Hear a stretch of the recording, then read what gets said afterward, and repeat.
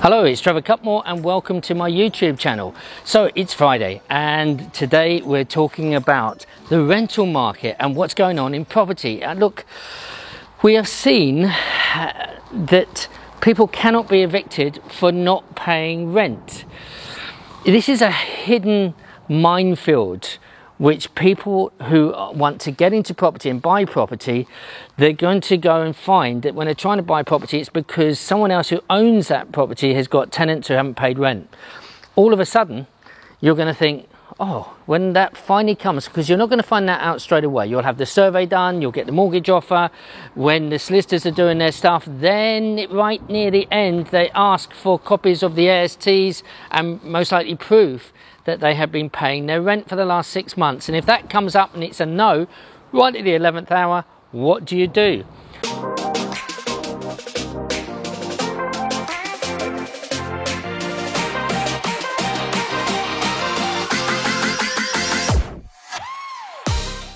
First of all, what would the lender do? The lender might actually pull their offer and say, well, if you haven't got money coming in, we can only give it to you on vacant possession.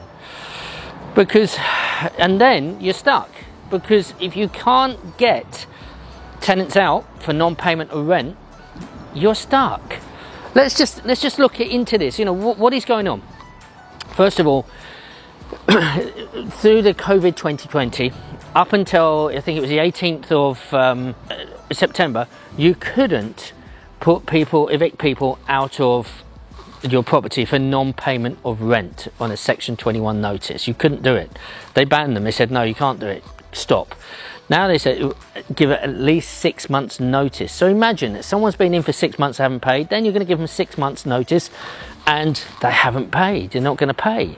That's 12 months rent that has gone. And are you going to get that back? Yes, you can go into suing them for that. But you have to ask yourself a question. Have these people got anything that you can sue them for? I can tell you now, I've done it both ways. Sometimes I've let it go and just said, look, do you know what? They got nothing because they're unemployed. And it'd be a waste of my time going through the legal route. All of that pain and everything, just want peace. Let's get on with it. Swallow the hit and off you go. But I've also done it where I've gone after the debt. And my advice would be doing money claim online. You can do that up to, I think it's £10,000 now. So it's normally about £100. You can do that yourself. As I say, you complete it online, have your evidence ready. You don't have to supply it there and then. Send it. The court will send that over to the person, and then this could be your tenant who's not paying. So you're not giving them notice, but you're asking them for the debt up to a certain date. If they don't pay, you can then go, they would get a CCJ, county court judgment against them. Then you go back to money claim online, pay about, I think it's about another £100, and you go for what's called attachment to earnings. So if they are earning, when their tax is taken out, a chunk of money is taken out for you and sent to you on a monthly basis. People don't know this, but this is some of the things you can do. But let's look at the Rent Act just slightly.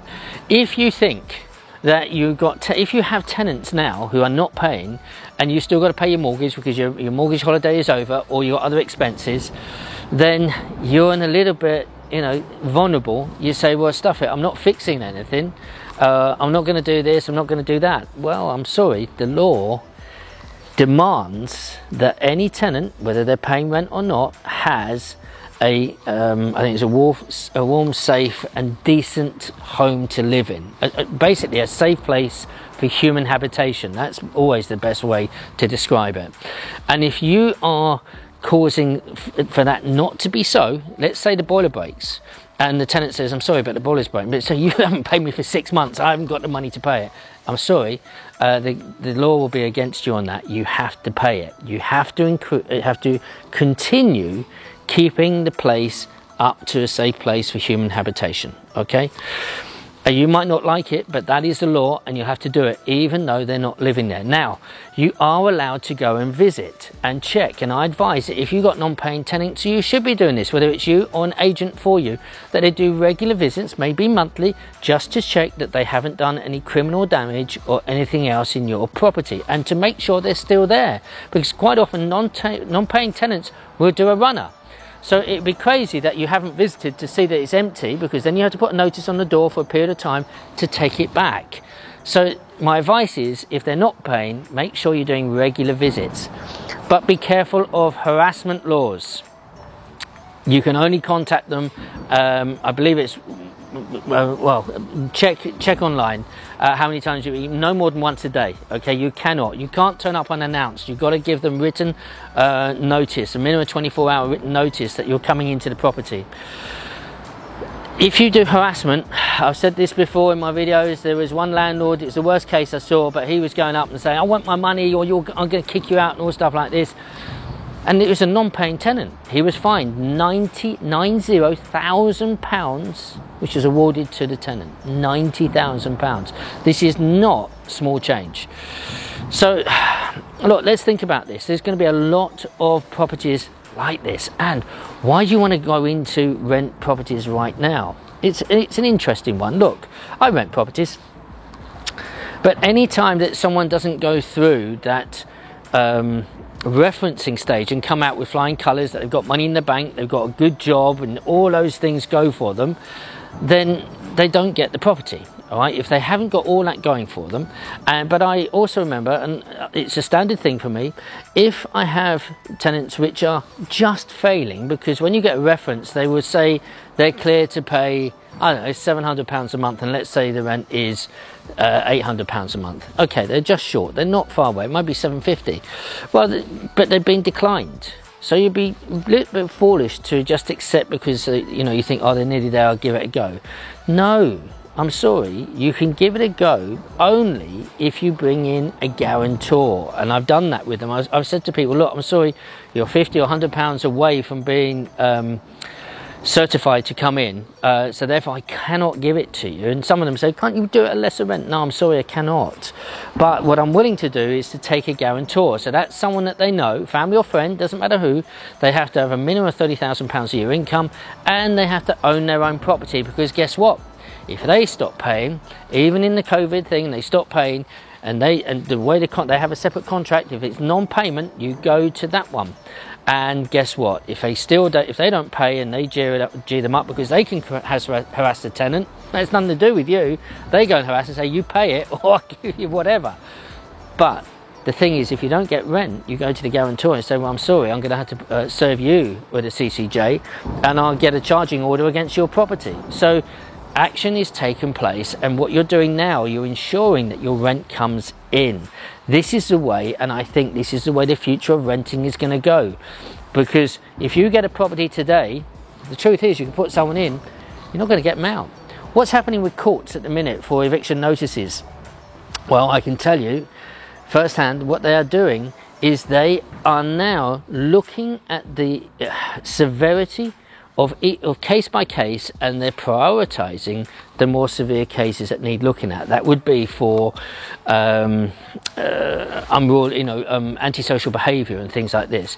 If you've just got a non-paying tenant that's been a fairly good tenant, clean and tidy, you go into the back of the queue. But if you've got someone where there might be drug use or abuse or whatever, they're going to say, right, okay, we'll need to deal with that. And if they keep coming, you're at the back of the queue, you're going to wait. So, look, the two things.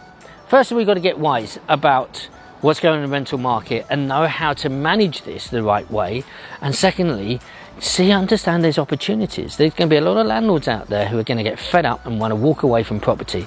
And you could actually get these types of properties where you've got problem tenants under purchase lease options, which I've already mentioned on my Wednesday video. If you haven't watched it, go back and watch Wednesdays and you'll see all about that, how to control property and increase your portfolio. It's really, really good.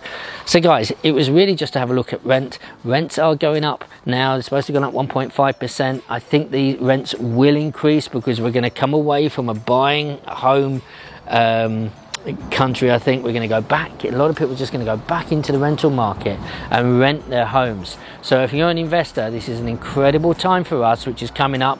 Sadly, for people who are caught in the middle of this, who are going to get rid of their homes, they're going to go back into rented. But this is an opportunity that we can go forward and increase our portfolios. And remember, be fair to the people that you're buying their properties, especially if you're doing it on an option. Future pace it, give them a share of the profits in the future when it comes. You can't give it now because we're going into a downturn. I hope you like this video. Please make a comment, subscribe and share to anybody else you think might enjoy this video about rental market in the UK. Have a wonderful weekend. God bless you, and I will see you next week. Thank you for listening. Bye bye.